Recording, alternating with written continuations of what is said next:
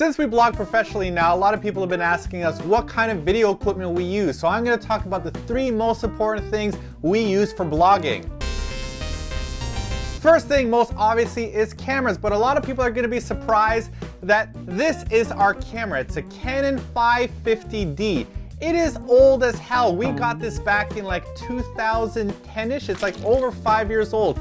This is not top of the line. It's very old, it's very rickety, this handle is falling off, we have to glue it back together. But you know what? This gets the job done perfectly well. We've constantly thought about, oh, should we upgrade our video equipment or not? And we actually shot one of our videos before on one of our friends' Canon 5D Mark III, which is something close to like a few $1,000s, but nobody actually noticed a difference. For the kind of videos that we do in which we pretty much like sit and talk, we don't really need that fancy of a camera. Something like this, more than enough for us. And I say that I think it's really important because a lot of people that I know are really hesitant to start blogging because they feel like, well, I need to get this kind of camera with this kind of equipment, and they keep on postponing everything because they want to wait for the most expensive, most perfect thing that they could shoot with. And that's garbage. You do not need to have ultra expensive equipment if you want to shoot videos. I've seen a few of Jenna Marbles' videos, and I think that she shoots on like a potato and she still has like 1 billion views, even though the video quality is the worst. Not in terms of the content, but it's not like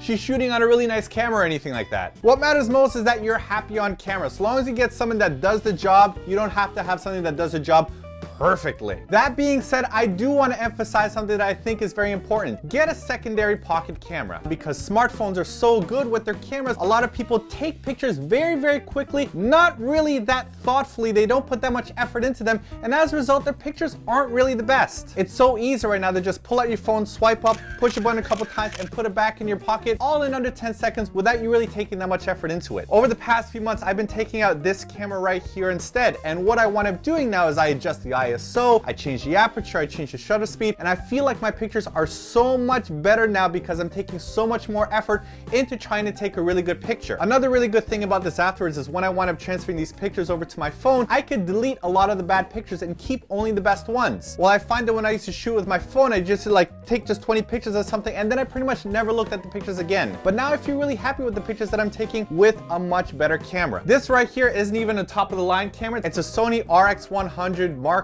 II, I think it is. They have Mark III out now. I'm not getting that. I don't need a better camera than this. This is perfect. It fits in my pocket. It takes good shots. I could adjust the settings. This right here, I think, is so much more important than shooting stuff with your phone. I also find it really interesting if you go to Apple's page, they have that section that says shot with an iPhone 6, and when you look at all the pictures, they're really, really pretty. But then did you notice one really important thing about them? They are all very well lit. It's very difficult to take a good picture on your phone if you're in the dark. It's shaky, it's grainy, and if you use a flash, a lot of the times it's ruined. Get yourself a secondary camera, you could take a lot nicer pictures, and your memories will be so much more profound as a result. Talking about lighting, the second most important thing that we have is lots of lights. Oh, damn, this one's, hold on. Lots of lights.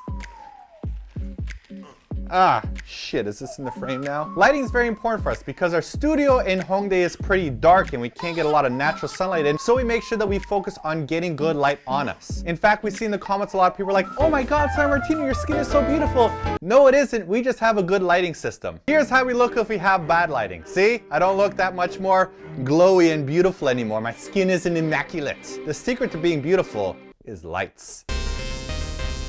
And the third thing that I think is most important for us as bloggers is decent audio. You see this little thing right here? It's our little mic. So I have a wireless mic right here. It winds up sending a signal to this thing and it all records on here. Audio for us, in fact, is more important than video because most of the time we are talking more than doing actually anything visually appealing. Like, what have I really done in this video that requires fancy looking video? What's more important is that you could hear me clearly, which is why we have these mics and receivers. You can even get like a shotgun mic on top of your camera. We like using these mics instead because when we're out in public, they're a lot less conspicuous. You could really hide it, but if you have like a mic on top and you look more professional, then people start getting suspicious. Yes, I am trying to teach you how to sneak around with your camera. Is that illegal? Maybe. Who knows? The reason why I suggest a mic and an audio recorder is because your camera actually records really bad audio, especially if you're out in public. Here, take a look at how bad it is. You really get used to eating the entire squid in Korea to begin with, and this is delicious. It's like tender, perfectly cooked. Yeah, I used to hate squid before I came to Korea, but this is some of the best squid I've ever had in my entire life. So that's it for our 3 most important things that we want to be using for our blog. We have a lot more other small equipment that I actually made a page for. You can see all of it if you want to check it out yourself. So make sure you click on the link here and then you can see our full list as well. I'm also going to talk a bit more detail about this in our blog post so you could read more if you really want to get technical. But if you don't want to get technical, then maybe this video is enough for you. Also, video and audio equipment is a little bit more expensive here in Korea. Actually, it's a lot more expensive here in Korea than it is in the States. So you can pick it up a lot cheaper where you are probably than I can where I am here. Why is equipment so much more expensive in Asia? I thought that I come to Asia and all this shit would be so much cheaper. It's not. China, Korea, Japan, all of your camera stuff is so much more expensive. US, that's where the cheap stuff's at. So altogether, I hope this video inspired you to feel a little bit more comfortable with starting videos and not feeling as if you have to spend a lot of money in order to start. Sure, you could shoot videos with a lot less and you could shoot videos with a lot more. We are somewhere on like the lower, cheaper scale. We still do this for a living, so don't feel intimidated. Just go out there and shoot videos and be passionate about what you do. More important than your camera, more important than your lights, and more important than your audio is the fact that you're happy making your videos. You can't buy that. You can't spend money on that. Just make sure that you have something that you love doing.